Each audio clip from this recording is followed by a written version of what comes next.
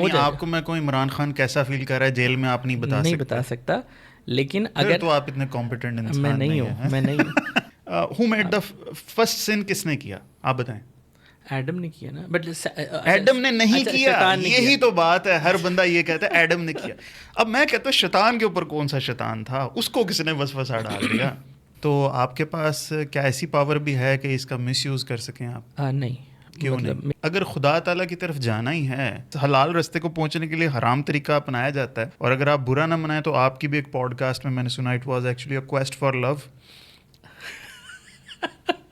31 साल के कुआरे बैठे हैं अभी भाई ये तो। आज इंडिया में आज होमोसेक्सुअलिटी लीगल भी है, लिव इन रिलेशनशिप भी लीगल है। अभी भी लोग वहाँ पे अपोज करते हैं, मगर आज से 200-300 साल बाद चले जाएं, ये चीज़ कल्चर में इतनी इंटरवूवन हो जाएगी कि आप इसके खिलाफ आपके अंदर से कभी कोई आवाज़ निकलेगी ही नहीं। तो डॉक्टर साहब मेरा एक मसला हल करें, ये तबीयत का इज़्तिराब कैसे ख़त्म होता है? तो यूँ समझ लें जैसे गूगल क्रोम खुला हुआ और 15 टैब्स दिमाग में खोले हुए हैं। मेरे दिमाग में हर वक्त 10 से 15 टैब खुली होती हैं। अब आप ये जब कह रहे हैं ना मेरा मसला हल करो, अगर आप मेरी बात करें कि मैं अपनी एक्सपर्टीज़ के ज़रिए इसको हल करूँ, तो फिर हम एक एनर्जी रीडिंग कर लेते हैं ना। करें, ठीक है, तो उसके लिए हमें कुछ मिनट्स दरकार होंगे। और मैं जो कहने लगे कुछ पैसे दरकार। अस्सलाम वालेकुम dear fellas, welcome to F K podcast. आज मेरे साथ जो शख्सियत हैं उनका भाई तारुफ उनका काम है, और उनका काम ये है, कहते हैं कि मैं अपने आप को ख़त्म करके ना किसी की दूसरी की बॉडी के अंदर घुस के फ़ील कर सकता हूँ कि वो बंदा क्या फ़ील कर रहा है। अजीबो गरीब किस्म की निशा है। मेरे साथ मोहम्मद हमाद साहब मौजूद हैं। सर कैसे हैं? बिल्कुल ठीक ठाक, आप सुनाएं। सर ये जो क्लेम आप करते हैं ये वाकई ऐसा हो सकता है? जो बंदा एक तो है ना कि मैं आपका दुख महसूस नहीं कर सकता, समझता हूँ, आप कहते हैं मैं दुख महसूस कर सकता हूँ। अच्छा, आई थिंक आज के जिस दौर में हम रहते हैं ना, तो एक टर्म बड़ा पॉपुलराइज हो चुका है एम्पैथ का ना, जी, कि बहुत सारे लोग कहते हैं हम एम्पैथ हैं। और एम्पैथी एसेंशियली तो यही है ना, अगर हम एम्पैथी की डेफिनेशन को देखें कि किसी दूसरे के शूज़ में खड़े होके। हाँ जी। अच्छा, कुछ लोग होते हैं जिनकी सेंसिटिव डिस्पोजिशन होती है, वो ज़्यादा एम्पैथाइज करते हैं, पर्सनालिटी टाइप इस तरह की है। फिर कुछ लोग होते हैं जिन्होंने ज़िंदगी में बहुत सारे ऐसे एक्सपीरियंसेस देखे होते हैं, ट्रॉमेटिक एक्सपीरियंसेस, जिनकी वजह से बाज़ात उनकी एम्पैथेटिक एबिलिटी जो है वो बढ़ जाती है, या इंटुइटिव एबिलिटी बढ़ जाती है। फॉर एग्जांपल, एक बच्चा अगर बहुत ज़्यादा अनसेफ सेटिंग्स में उसने वक्त गुजारा है, तो अगर उसका ख़ास डिस्पोजिशन भी है, तो उस अनसेफ सेटिंग की वजह से उसमें हाइपर विजिलेंस पैदा हो सकती है, जो कि उसके जहन का एक कोपिंग मैकेनिज़्म है कि मैं प्रिडिक्ट कर सकूं कि आगे क्या होगा। तो बाज़ औक़ात हाइटेंड एम्पैथी भी कुछ लोगों का एक कोपिंग मैकेनिज़्म होता है, अपने अंदर जो लैक ऑफ सेफ्टी वो फील करते हैं ना, उसके लिए। अच्छा, एक मैं आपकी बात काट के ना एक आपसे बहुत ही विनम्रता और आदर्श के साथ एक विनती करूंगा कि ऐसे अजीबुल खलकत और माफूकुल फितरत अल्फाज से आप परहेज़ करें, क्योंकि बहुत ही ज़ईफ़ुल तबा और सलीमुल फितरत किस्म की मेरी ऑडियंस है, जिन्हें मेरी बात भी इस वक्त समझ नहीं आई मैंने क्या कही है। बात कहने का मकसद ये है कि keep it simple and stupid, ताकि ना सर ये नॉमनक्लेचर मैं तो शायद किसी तरह समझ जाऊंगा या समझने की एक्टिंग करूंगा, आम मेरी ऑडियंस को कख पल्ले नहीं पड़ना कि आप क्या कह रहे हैं। ठीक है ना? तो बेशक इंग्लिश ही यूज़ करें, मगर सर इन टर्म्स को साथ साथ ज़रा एक्सप्लेन करते जाएं। बिल्कुल बिल्कुल जी। मैं ये कह रहा था कि आम तौर पे हम ये समझते हैं कि जो लोग बहुत हसास होते हैं उसको हम एक तरह से उनका गिफ्ट समझते हैं, या एक बहुत प्रोफाउंड क्वालिटी के तौर पे हम देखते हैं। लेकिन अक्सर हम ये भी ऑब्ज़र्व करते हैं कि बहुत सारे लोग जिन्होंने ज़िंदगी में बहुत सारे ऐसे एक्सपीरियंसेस जिनके हुए होते हैं, जिसमें जिस फॉर एग्ज़ाम्पल जैसे ट्रॉमा है, वो किसी किस्म के ट्रॉमा से गुजरे हैं, या उन जिस तरह की इन्वायरमेंट्स में वो बड़े हुए, वहाँ पे बहुत ज़्यादा अनसर्टनिटी थी, अनप्रिडिक्टेबिलिटी थी। मतलब फॉर एग्ज़ाम्पल घर का माहौल ऐसा था, घर का माहौल टॉक्सिक है, या जैसे जंग लग गई, वो चीज़। तो अगर उस हर बच्चा, जिस स्कूल ऑफ थॉट से मैं ताल्लुक़ रखता हूँ, हर इंसान एक ख़ास किस्म की डिस्पोजिशन को लेके पैदा होता है। ठीक है। जैसे एक स्कूल ऑफ थॉट है ना, वो कहता है कि लोग जो हैं ब्लैंक स्लेट होते हैं, टैब्यूला रासा एक लफ्ज़ इस्तेमाल है। फिर एक पर्सपेक्टिव है, कहता है कि हम कुछ डिस्पोजिशंस को लेके पैदा होते हैं, अगर हमें कुछ ख़ास किस्म का माहौल मिले तो वो चीज़ें हमारे अंदर एक्टिव हो सकती हैं। तो हम ये जो बात कर रहे थे कि अगर बहुत ज़्यादा टॉक्सिक या बहुत ज़्यादा अनसेफ, अनप्रिडिक्टेबल माहौल में हम रहें, तो कुछ लोगों के अंदर उनकी जो ये हसासियत है ये बढ़ जाती है, ये सामने आती है। ठीक है। क्योंकि इसके पीछे पर्सपेक्टिव ये है कि हमारा जो जहन है या हमारा जो लाशऊर है, उसका हमारे जो शऊरी सेल्फ है, जो हमारा शऊरी सेल्फ है, उसके साथ जो ताल्लुक़ है ना, उसे हम कहते हैं एक कॉम्पनसेटरी ताल्लुक, मतलब कि लाशऊर ने ऑब्जेक्टिव माइंड की बात कर रहे हैं आप? नहीं, कॉन्शियस माइंड, आप सब कॉन्शियस माइंड की बात? सब कॉन्शियस एक टर्म हम इस्तेमाल जी, करते ज़रूर है, जी। बट एकेडमिकली जो करेक्ट लफ्ज़ है ना वो हाँ। अनकॉन्शियस है। ये अच्छा। सब कॉन्शियस पॉपुलर सब कॉन्शियस इज अनकॉन्शियस एक्चुअली। हाँ ठीक है, एसेंशली। ठीक है, सही तो है। अब जिस स्कूल ऑफ थॉट से मेरा ताल्लुक है वो कार्ल यूंग का स्कूल ऑफ थॉट है। कॉल यंग से, अच्छा ठीक है। तो वो ये कहता था कि हमारा जो लाशऊर है उसका हमारे शऊर के साथ, हमारी शऊरी सेल्फ के साथ एक कॉम्पनसेटरी रिलेशनशिप है। मतलब कि शऊर की जो भी अप्रोच होगी ना, कॉन्शियस सेल्फ फॉर एग्जांपल, अगर कॉन्शियस सेल्फ जो है बहुत एम्पैथेटिक होगी, ठीक है। अगर उसमें बहुत ज़्यादा हसासियत है, तो उसके उस इंसान के लाशऊर में एक ख़ास किस्म की इनसेंसिटिविटी कह लो, इनडिफरेंस एग्जिस्ट करेगा, वो शायद बाहर ना आए। ठीक है। तो इसी तरह जब फॉर एग्जांपल अब आप एक अनसेफ इन्वायरमेंट में बच्चा वक्त गुजार रहा है, टॉक्सिक इन्वायरमेंट में, तो उसका अनकॉन्शियस उसने उसको बैलेंस करना है ना। तो बैलेंस करने के लिए कोपिंग मैकेनिज़्म एक पैदा वो करता है कि बच्चा प्रिडिक्ट कर सके कि आगे क्या होगा। क्योंकि उस बच्चे की वूंड ही ये है, उसकी तकलीफ ही है। आपने कुछ ऐसे क्लाइमेट में को परवरिश पाई है कि आप में ये कैपेबिलिटी डेवलप हुई ऑर्गेनिक तरीके से? हाँ, अब एक हद तक ये बात ठीक है। मैं बस पहले तो ये इसको मतलब डीमिस्टिफाई करना चाह रहा था कि बाज़ औक़ात जब हम किसी एम्पैथी की बात करते हैं या एम्पैथ होने की बात करते हैं, ज़रूरी नहीं है वो कोई ऐसी चीज़ हो जो ख़ास किस्म की रियाजतें करने से पैदा हो, अनसेफ सेटिंग्स। अब मैं ये कह सकता हूँ कि अच्छा, ज़रूरी ये भी नहीं है कि ऑब्जेक्टिवली वो जो बच्चा था जिस माहौल में वो बड़ा हुआ था वो एब्सोल्युटली ऑब्जेक्टिवली टॉक्सिक हो। बाज़ औक़ात कुछ बच्चे होते हैं, उनकी डिस्पोजिशन इस तरह की होती है कि बहुत ही सटल वेज़ के अंदर भी वो बच्चा जो है कुछ चीज़ें एक्सपीरियंस कर लेता है जो कि पेरेंट्स की इंटेंशन ना भी हो। तो खैर मैं ये कह सकता हूँ, अब मुझे ये नहीं एग्जैक्टली तो शायद ना मैं कह सकूँ कि माहौल एग्जैक्टली क्या था, बट मैं ये ज़रूर रिमेंबर करता हूँ कि बचपन से ही जो है ना एंग्जाइटी जो है वो एक फैक्ट था जिसको मैंने ऑब्जर्व किया था अपने अंदर। अच्छा। एक एंग्शियस डिस्पोजिशन जिसे हम कहते हैं। तो मैं समझता हूँ ये एम्पैथी भी उसी की एक एक्सटेंशन इसको हम कह सकते हैं। ठीक है। अच्छा, अब ये बात होगी एक एंग्शियस डिस्पोजिशन और एक एम्पैथी की। फिर अगर हम कुछ उसके अंदर मशकें करें, कंसंट्रेशन की, ब्रीदिंग एक्सरसाइज, मुराकबे कर लें, तो हम उस एग्जिस्टिंग एम्पैथी को या उस एग्जिस्टिंग एम्पैथिक नेचर को एम्पलीफाई कर सकते हैं, बढ़ा सकते हैं।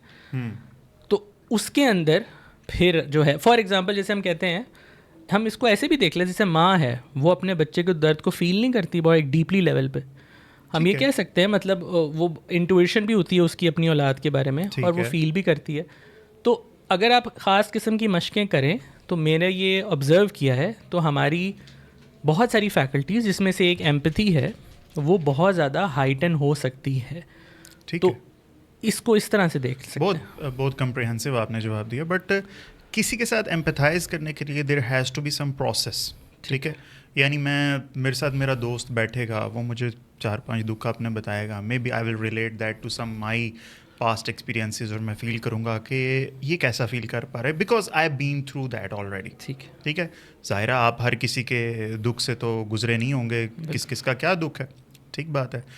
तो how do you connect with that guy? इस चीज़ का प्रोसेस क्या है, मुझे बताएं कि उस चीज़ के लिए रॉ मटेरियल क्या चाहिए आपको किसी एक दूसरे बंदे के अंदर घुसने के लिए? अच्छा, इसको भी हम इस तरह से देखेंगे कि हमारे ना मेजरली 4 साइकोलॉजिकल या नफ्सियाती फंक्शंस होते हैं, जिसमें से एक होता है थिंकिंग, एक होता है फीलिंग, एक होता है इंट्यूशन और एक होता है सेंसेशन। ठीक है, मुख्तलिफ लोग जो है ना उनकी पर्सनालिटी टाइप्स इन्हीं 4 के वेरिएशन से बनती है। इसी पर्सनालिटी टाइप का ये जो खाका है ना, इसी से एक जो टेस्ट आजकल पॉपुलर है दुनिया में, MBIT जिसे हम कहते हैं ना, या अच्छा। MBTI, Myers Briggs. हाँ, तो वो एक्चुअली कार्ल यूंग का ही मेथड था। उसने एक खाका दिया था साइकोलॉजिकल टाइप्स का, उसी को अमेरिका की 2 खातून थी मायर्स ब्रिग्स, उन्होंने इस्तेमाल करके उससे 16 टाइप्स बना ली। तो अब कुछ लोग होते हैं जो सेंसेशन टाइप्स होते हैं, मतलब वो रॉ डेटा जो है ना किसी भी सिचुएशन में, किसी भी सेटिंग में जो रॉ डेटा है ना उसको बहुत ज़्यादा कीनली ऑब्जर्व करते हैं। और कुछ लोग होते हैं वो डेटा से ज़्यादा उसके ऊपर वर्डिक्ट जैसे थिंकिंग फैकल्टी उनकी बहुत तेज़ होती है, वो इमीडिएटली कंक्लूजन पे जाना चाहते ठीक हैं। है। फिर कुछ लोग होते हैं वो किसी भी सिचुएशन में अपनी फीलिंग जो है ना, Feeling इमोशनली क्या वो ठीक कर है। रहे हैं। फिर एक इंटुइटिव टाइप Intuitive, होती ठीक है। है। अब इंटुइटिव टाइप, इसकी अगर हम साइकोलॉजी में इंटुइशन की डेफिनेशन देखें ना, तो हम कहते हैं उसे परसेप्शन वाया दी अनकॉन्शियस। इसको मैं एलैबोरेट करता हूँ कि ये एक वो कलेक्टिव कॉन्शियस वाला कॉन्सेप्ट आ रहा है, नहीं कॉल युंग वाला? नहीं हाँ। वो एक और है, अच्छा, कलेक्टिव अनकॉन्शियस ठीक वो है। एक और है। परसेप्शन वाया दी अनकॉन्शियस मतलब कि इसमें ये कहना चाह रहा है वो कि जो जिसे हम इंटुइशन कहते हैं, इंटुइशन क्या होती है बेसिकली कि आम तौर पे हम यही ऑब्जर्व करते हैं, जिसे हम गट फीलिंग भी कहते हैं। इंटुइशन फ़ौरन आपको वर्डिक्ट दे देती है, प्रोसेस नहीं आपको पता चलता। जी ऐसे ही है। ठीक है ना? तो जिसे हम कह रहे हैं ना परसेप्शन वाया दी अनकॉन्शियस, उसका मतलब ये है कि आपका जो लाशऊर है वो जो है प्रोसेस रन कर रहा है, शौरी तौर पे आप अवेयर नहीं हो, प्रोसेस Got कोई it. ना कोई है। अब फॉर एग्जांपल अगर जो इंटुइटिव टाइप है वो इस कमरे में आए, वो एक नज़र इस कमरे को देखे, ऑब्जर्व ना करे, वो एक नतीजे पे पहुंच जाएगा। अगर हम उसको डीकंस्ट्रक्ट करेंगे ना, तो हम ये शायद एक नॉलेज, यही तो चीज़ है जिसे कशफ करके बेचते रहते हैं लोग। हाँ, बिल्कुल वही चीज़ है ना, बिल्कुल। ड्रामेबाजियाँ इसी नाम पे हो रही होती है। अच्छा, उनकी असल में इंट्यूशन बड़ी तेज, इंट्यूशन बहुत तेज होती है उन लोगों की। तो वो देख के हाँ भी फलाना चोर है, उधर बैठे उधर बैठे, ये चीज़। बिल्कुल बिल्कुल बिल्कुल। अब मैं लेकिन कोई वर्डिक्ट नहीं देना चाहता, नहीं बड़ी दें आप। सेंसिटिव वो है, एक नहीं डोमेन है। मुझे पता चला कि आप एग्री कर गए हैं मेरे से, मगर आप बोलना नहीं चाह रहे। ठीक। अच्छा, मैं उसमें ये कहूँगा कि अब वो जो अब अगर हम उसे डीकंस्ट्रक्ट करेंगे ना, तो इंटुइटिव भी माइक्रो प्रोसेसेस रन हो रही हैं। अच्छा। माइक्रो प्रोसेसेस ही हैं, body language, tonality, voice tonality, Agree. आई पॉस्चर क्या है। तो ठीक इसी है। तरह जो आपने बात की वो बिल्कुल ठीक है कि जो आप, अब कोई इंसान आपके पास आया है, उसके ख़ास किस्म के सर्कमस्टांसेस है जिसके थ्रू वो गुजरा है, ठीक है? तो आपने तो वो सर्कमस्टांसेस नहीं गुजरे, हाउ विल यू रिलेट? अच्छा, ज़रूरी नहीं है कि किसी के साथ एम्पथाइज करने के लिए सर्कमस्टांसेस, क्योंकि सर्कमस्टांस एक फॉर्म है ना, एक शक्ल है। हाँ जी। उस सर्कमस्टांस के अंदर जो प्राइमरी फीलिंग या इमोशन अगले ने फील किया, अगर आपने किसी और सर्कमस्टांस में अपनी ज़िंदगी के वो फील किया हुआ है, तो आपके अंदर वो एम्पथी होती है पैदा। मतलब फॉर एग्जांपल एक इंसान है जो ब्रेकअप करके तन्हाई में है, वो एक अकेला फील कर रहा है, और एक है कि उसके दोस्त नहीं है। मतलब थोड़ी सी रिडक्टिव बात है, लेकिन मेरे कहने का मतलब ये कि सर्कमस्टांस डिफरेंट भी हो किसी हद तक, अगर जो प्राइमरी इमोशन वो सर्कमस्टांस हमारे अंदर पैदा करता है, अगर वो मैंने एक्सपीरियंस किया हो, तो रिलेटेबिलिटी या एम्पैथी पैदा हो जाती है। और अगर ना किया हो तो नहीं हो सकता। तो इंट्यूशन से तो हो बिल्कुल सकता। नहीं ज़रूरी नहीं है इंट्यूशन, क्योंकि इंट्यूशन जो है वो इमोशन से तो थोड़ी डिवॉइड ही है ना। कुछ लोग होते आपका क्या तरीका है वारदात आ है? रहे हैं थिंकिंग है, फीलिंग है, इंट्यूशन है कि आ रहे हैं सेंसेशन है, उस क्या है? आ रहे हैं हाँ। उसके ऊपर। हाँ। वो बात आपकी ठीक है, ये बात भी बिल्कुल सही है कि हाँ बिल्कुल ऐसा हो सकता है कि कोई आपके सामने बैठे, आप एम्पैथाइज करने लगो, ठीक है। और आप ये फ़ौरन, अगर आप अपने साथ ऑनेस्ट हो, आप ये रियलाइज़ करो कि इस इंसान के अंदर जो पेन है, मैं उससे ना सिर्फ रिलेट कर सकता हूँ, मैं नहीं कर सकता, ठीक है। और मैं उसे होल्ड भी नहीं कर सकता, उसकी शिद्दत सही है। इतनी ज़्यादा है। अच्छा। लेकिन आम तौर पे कुदरत का निज़ाम शायद ऐसा है कि आम तौर पे वही लोग आप तक पहुंचते हैं जो किसी ना किसी लेवल पे, शायद देखो ना, वो जो बंदा आपके पास आ रहा है, शायद उसका भी सबकॉन्शियस किसी ना किसी लेवल पे ये सेंस कर रहा हो कि यार ये बंदा मेरे लिए शायद सूटेबल हो, और शायद ना हो। हाँ। तो हमेशा सही नहीं होता। अच्छा, मेरा जो है वो कॉम्बिनेशन है। अच्छा। कॉम्बिनेशन है बिकॉज इस काम के अंदर इसमें एक तो है फीलिंग वाला फंक्शन। अब कुछ लोग होते हैं जिनकी पर्सनालिटी बड़ी एक्सट्रोवर्टेड होती है, वो अपने इमोशंस को अपने स्लीव्स पे वेयर करते हैं। मतलब उनके अंदर हम कहते हैं ख़ास किस्म की ओपननेस होती है। वो किसी कमरे में जाएं तो इतना मुश्किल नहीं होता उन्हें रीड करना ना, आम तौर पे भी मुश्किल नहीं होता रीड करना।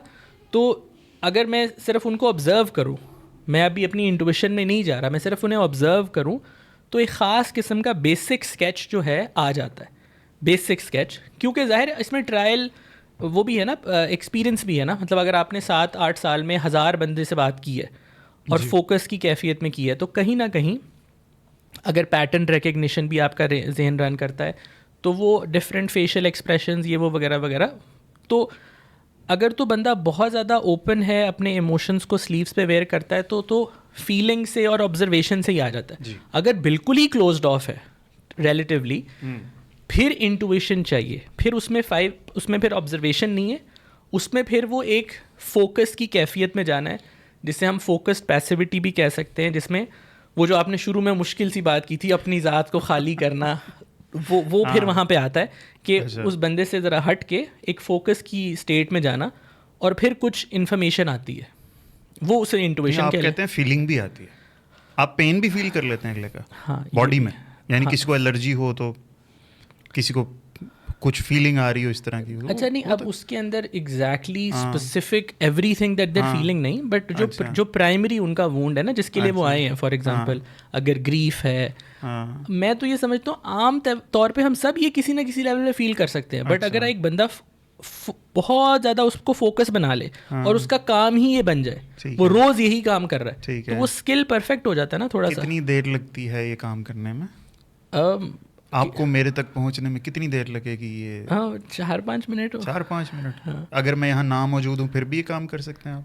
नहीं, उसमें आपका होना ज़रूरी है, क्योंकि आपके साथ कनेक्ट कर रहे हैं ना, मतलब। और इसमें लोग तो फ़ोन पे बात करके भी कर लेते हैं। नहीं, अच्छा, मेरा मतलब ये था कि शायद अगर कोई आपके बारे में पूछ रहा हो मुझे, ये अगर आप ही मेरे से फ़ोन पे बात कर रहे हो तो हाँ हो जाएगा। आपको मैं कोई इमरान खान कैसा फील कर रहा है जेल में आप नहीं बता सकता, लेकिन अगर तो आप इतने कॉम्पिटेंट इंसान मैं नहीं हूँ, बिल्कुल नहीं हूँ। मैं यही कह रहा हूँ, अगर आप मेरे साथ फ़ोन पे होंगे तो हाँ बिल्कुल, बट पॉसिबली मैं प्रेफर ये करूँगा, अगर फ़ोन पे आप मेरे साथ हैं तो आप मुझे अपनी एक तस्वीर भेजें, ठीक है? तो मेंटल इमेज जो होता है वो बड़ा हेल्प करता है। अच्छा, चलिए मैं इमरान खान की फ़ोटो दिखाता हूँ ना आपको, बताएं आप कैसा फील कर रहे हो। अच्छा देखें, अब उसमें क्या बात है, इन्फॉर्मेशन भी सारी आ रही है, न्यूज़ से आ रही है आपको। नहीं, ठीक है, जब आप किसी से बात कर रहे हैं ना फ़ोन के ऊपर, उस इंसान के साथ आप एक एक्टिव कॉन्वर्सेशन में होना ज़रूरी है। उस इंसान के साथ एक एक्टिव कॉन्वर्सेशन में वो एक फाउंडेशन बिल्ड होती है वहाँ से,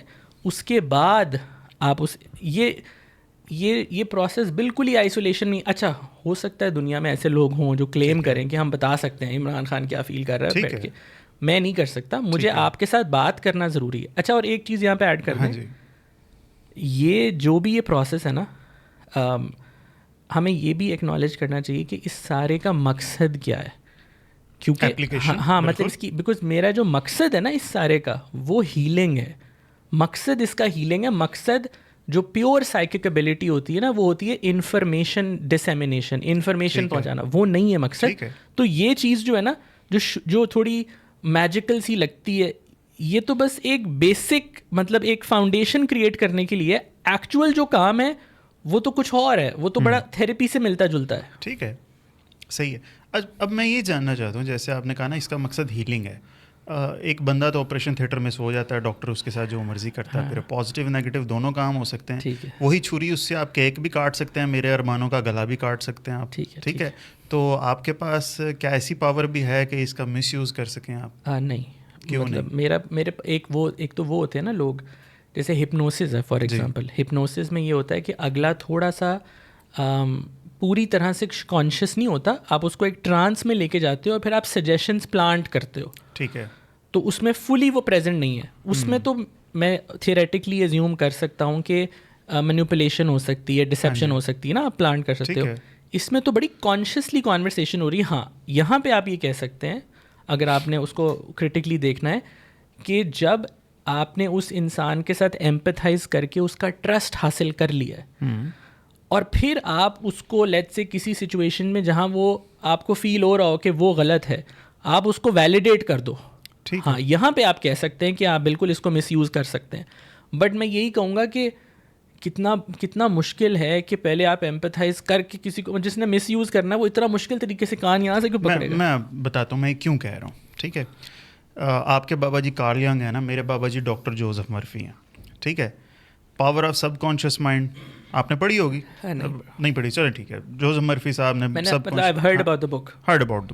चलो उसको छोड़ें। रणछोड़ दास चांचड़ का सुना है ना? हाँ, बिल्कुल। ठीक है, दिल इडियट है ना, ऑल इज वेल कहो तो वो ऑल इज वेल मानने लग जाता है सब। नहीं, अच्छा, ये जो इस पे हम ना एक गुफ्तगू कर सकते हैं कि जो सब पावर ऑफ सबकॉन्शियस वाला जो तस्वुर है ना, सबकॉन्शियस प्रोग्रामिंग वाला, ठीक है, मेरा उसके साथ इख्तलाफ है। अच्छा, उस पे हम आ जाएंगे। ये एक अच्छी बात है। जी। अब मेरा क्वेश्चन ये है, सबकॉन्शियस जिसे आप अनकॉन्शियस कहते हैं ना, वो तो इडियट है, ठीक है, वो आर्गुमेंट नहीं करता आपके साथ। अच्छा, ठीक है, उसको आप जो भी कहोगे ना कि यार ऑटो सजेशन में आप जाओगे ठीक है, कि यार यू आर ग्रेट, तुम हैंडसम हो, तुम हैंडसम हो, तुम हैंडसम हो, ठीक है, तो I will feel as if I am a handsome guy. मेरी वॉक टॉक में ये चीज़ आपको नज़र आ जाएगी। अच्छा, I ठीक है, disagree and with that. I have personally applied this not for being handsome but to make myself confident on this कि यार मैं हाँ ये काम मैं कर सकता हूँ। ठीक है, ठीक है, स्टिल आई स्ट्रगल कि यार आई एम गेटिंग नोन, मुझे कभी कभी यकीन नहीं आता। मैं चाहता हूँ कि ना ही आए कभी यकीन इस चीज़ का। ठीक है, बट कई दफ़ा खुद को यकीन दिलाने के लिए बार बार एक बात कही जाती है। ठीक है, ठीक है, अब इस चीज़ को हम कॉपी राइटिंग में एनाफोरा भी कहते हैं, फ़बी रब्बिकुमातु का ज़बान, बार बार एक बात आपको कही जाती है। ठीक है, तो आप उस चीज़ पे सोचने पे मजबूर होते हैं, आप उसको मानते भी हैं। चलें, किसी भी चीज़ को आप एक तरफ रख दें। नबी पाक सल्लल्लाहु अलैहि वसल्लम ने कहा ना, काला इंदा ज़न्नी अब्दी भी, कि अल्लाह ताला आपके गुमान के साथ है। जो आप सोचने लग जाओ, जो आप कहने लग जाओ, तो वो होने भी लग जाता है। ठीक है। खून करो रे बटल सर जी। अच्छा, माशाल्लाह कितना इकट्ठा किया ना सब चीज़ों को।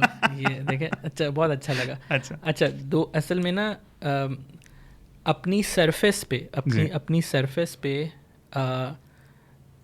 दो मुख्तलिफ तसव्वुरात अपनी सरफेस पे एक ही रिज़ल्ट दे सकते हैं, बट अपनी गहराई में वो मुख्तलिफ होते हैं। एग्जाम्पल दें। मैं वो इस पे आता हूँ। तो अब जैसे ये जो तसव्वुर है ना सब कॉन्शियस प्रोग्रामिंग का, जी, इसके नीचे जो प्रिंसिपल है, ये जो असूल है, वो यही है ना कि सब कॉन्शियस एक मैकेनिकल सी चीज़ है जिसको आप प्रोग्राम कर सकते हो। मेरा इससे इख्तलाफ, अब आम तौर पे जब बंदा ये जो आपने कहा ना सेल्फ सजेशंस देता है, तो एक हद तक उसको रिजल्ट्स भी नज़र आ जाते हैं। लेकिन इसकी जो डीपर लेयर है ना, इसका जो तसव्वुर है कि ये मैकेनिकल चीज़ है, मैं इससे इसलिए इख्तलाफ करता हूँ क्योंकि जो यूंगियन साइकोलॉजी है ना, उसके अंदर जो लाशऊर है उसकी अपनी एक विल है। अच्छा, उसकी अपनी एक विल है, मतलब हाँ, लाशऊर के पास फ्री विल है वो। अच्छा, ठीक अपनी एक विल है, खुद से फैसला कर सकता है लाशऊर। ठीक है, अच्छा, अब उसकी ये विल है और हम उसको हम किस तरह से देखते हैं। फॉर एग्जांपल, एक इंसान है, आप ये ऑब्ज़र्व करें कि हाईली रैशनल पीपल जो बहुत ज़्यादा इंटेलेक्चुअल होते हैं, आप ऑब्ज़र्व करें ज़िंदगी में बहुत सारे लोग जो एक डोमेन में बहुत कॉम्पिटेंट होते हैं ना, बहुत ही अजीब किस्म की तरीक़ों से उनको ज़िंदगी आजिज़ बनाती है। अच्छा, मतलब फॉर एग्जांपल एक हाईली बड़ा मंतकी इंसान होगा लेकिन उसके अंदर ओसीडी होगा, ओसीडी आपको नज़र आ जाएगा, बड़ा कॉमन है। और फिर बाज़ औक़ात एक ऐसा इंसान होगा जो बहुत ज़्यादा एम्पैथेटिक होगा लेकिन कुछ लम्हों में उससे ज़्यादा इंसेंसिटिव आपको कोई नज़र नहीं आएगा। परफेक्ट, तो ठीक है, ठीक है। यहाँ कहने का मकसद ये है, जैसे हमने पहले कहा ना, जो आप यूंगियन साइकोलॉजी में जो आपका लाशऊर है, एक तो उसका करेक्टिव मैकेनिज़्म या कॉम्पेंसेटरी फंक्शन है कि शऊर की जो भी अप्रोच होती है, शऊरी सेल्फ की जो भी कॉन्शियस अप्रोच है, उसका ऑपोजिट आपके लाशऊर में एग्जिस्ट करता है। ठीक है, अच्छा, अब इसको इस तरह से समझना होगा कि एक चीज़ होती है जिसे हम आर्केटाइप्स कहते हैं। अच्छा, आर्केटाइप्स हम आम तौर पे नहीं ये सुनते कि कुछ लोग हैं वो हीलर हैं, कुछ लोग हैं जो वॉरियर हैं, कुछ लोग हैं मार्टर हैं। तो कार्ल यूंग के तसव्वुर में ये जो आर्केटाइप्स है ना, ये एग्जिस्ट करते हैं। जैसे आपने वो वर्ड यूज़ किया था कलेक्टिव अनकॉन्शियस, कलेक्टिव अनकॉन्शियस में ये आर्केटाइप्स एग्जिस्ट कितनी होती हैं? ये जितनी मर्जी बना लें आप, इसका कोई ऐसा फिक्स नंबर नहीं है। इतनी पर्सनालिटी टाइप्स हैं, नहीं, पर्सनालिटी टाइप्स, मतलब ये टर्म नहीं। आर्केटाइप एसेंशियली तो एक यूनिवर्सली कॉमन कोई भी रोल हो ना, जो यूनिवर्सली अवेलेबल हो, आप जो भी आप उसमें से निकाल लें, वो नहीं है, तो उसमें कोई फिक्स नहीं है। बट कहने का मकसद ये है कि हर इंसान कुछ आर्केटाइप्स के पोटेंशियल से पैदा होता है। ठीक है, और उसका जो अनकॉन्शियस माइंड है यूंगियन साइकोलॉजी में, वो उसको पुश कर रहा होता है उस आर्केटाइप की एक्चुअलाइजेशन की तरफ, कि उसका वो जो पोटेंशियल आर्केटाइप है ना, जो भी वो लेके पैदा हुआ है, उसको उसने रियलाइज करना है, उसको जाहिर करना है। मतलब वो नहीं होता कि what you seek is seeking you. हाँ जी, ये हर इंसान की एक इनर कॉलिंग है। ठीक है, तो यूंगियन साइकोलॉजी में लाशऊर सेल्फ एक्चुअलाइजेशन की बात कर रहे हैं आप, वो बात भी अब्राहम मैस्लो वाली बात। ठीक है, तो वो यूंगियन साइकोलॉजी में जो आपका लाशऊर है, वो रिस्पॉन्सिबल है, उसकी जो डीपर लेयर है ना, वो आपको एक ख़ास किस्म की तरफ, एक ख़ास डायरेक्शन की तरफ पुश भी कर रही है। अच्छा, असल में ये जो सबकॉन्शियस प्रोग्रामिंग का तस्वुर इसलिए मैं समझता हूँ आया है क्योंकि जो वेस्ट है, जो वेस्टर्न साइकी है ना, वो इंडिविजुअल सेंट्रिक है। इंडिविजुअलिटी को एक तो प्रेफर करती है, और उसने दुनिया में मटीरियली टेक्नोलॉजी, मतलब I want to conquer nature, उन्होंने मटीरियली करके दिखाया ना, तो वही अप्रोच वो रूहानियत या इनर वर्ल्ड में भी लेके आते हैं कि I want to be in control of my inner world. तो फिर इस तरह के तसव्वुर आते हैं कि law of attraction, you can create your reality, subconscious programming, because I don't know उस इनके अंदर आधा सच है ना, ये पूरा सच नहीं। तो अब ये देखें ना, कंट्रोल है, कंट्रोल की तरफ लेके जाया जा रहा है। ठीक है, मैं समझता हूँ वो जो कंट्रोल की तरफ जो सफ़र है ना, वो मीनिंग वो नहीं दे पाता, और वो पूरी तरह से अचीवेबल भी नहीं है। जो ईस्टर्न साइकी है उसका अगर आप मिजाज देखें, वो है सबमिशन एंड सरेंडर।